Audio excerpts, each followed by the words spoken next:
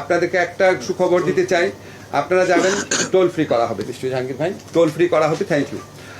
আপনারা আরেকটা জিনিস একটু সুখবরই আমি বলবো, আপনারা জানেন আরেকটা ধর্ষণ মামলাতে, দিনাজপুরে শিশু ধর্ষণ মামলা যাবজ্জীবন কারাদণ্ডপ্রাপ্ত সাইফুল ইসলাম 8 বছর 4 মাস জেলে থাকার পর তার জামিন হয়েছিল। জামিনটা হাইকোর্ট থেকে হয়েছিল। আপনারা অনেক সময় একটু কনফিউজ করে ফেলেন। আমি একটু বিনয়ের সাথে আপনাদেরকে বলি, হাইকোর্ট একটা স্বাধীন স্বতন্ত্র প্রতিষ্ঠান। আইন মন্ত্রণালয়ের সাথে হাইকোর্টের কোনো রকম আইন মন্ত্রণালয়ের অধীনে হাইকোর্ট না, এটা তো আপনারা সবাই বুঝেন। তো হাইকোর্টে যখন জামিনের আদেশটা হয়েছে, সাথে সাথে আমাদের যা করণীয় ছিল, আইন মন্ত্রণালয়ের মাধ্যমে আমরা অ্যাটর্নি জেনারেল অফিসকে বলেছি এই জামিনের বিরুদ্ধে আপিল আদালতে দাঁড়াতে।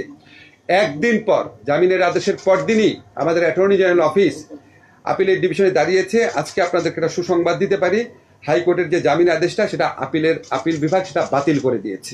অর্থাৎ দিনাজপুরে শিশু ধর্ষণ মামলায় যাবজ্জীবন সাজাপ্রাপ্ত সাইফুল ইসলাম যে জামিন পেয়েছিল হাইকোর্টে, সেটা আপিল বিভাগ বাতিল করে দিয়েছে।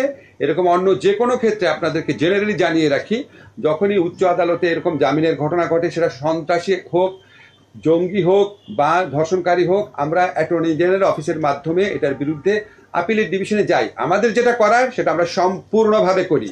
এমনকি নিম্ন আদালতেও যখন আমরা দেখি কিছু কিছু সেন্সিটিভ মামলায় জামিন হয়ে যায়, তখন সাথে সাথে আমাদের একটা সার্বক্ষণিক নির্দেশ আছে পিপি অফিসগুলোকে, যে তার যে উচ্চতর আদালত আছে, জেলাতেই যে উচ্চ আদালত আছে, সেখানে যেন জামিনের আদেশের বিরুদ্ধে সংক্ষুব্ধ হলে যেন সাথে সাথে যাওয়া হয়। কন্টিনিউয়াসলি আমরা এটা মনিটর করি। অনেক সময় অনেক প্রত্যাশা মাফিক কাজ করতে পারি না, সেটা নিয়ে আমাদের যন্ত্রণা থাকে, আত্মদহন থাকে, জিজ্ঞাসা থাকে।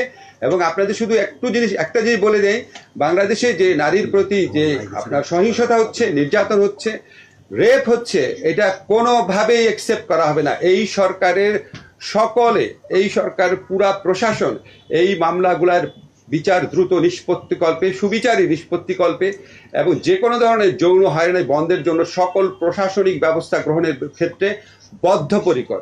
এখানে কোনো রকম সন্দেহের অবকাশ নাই।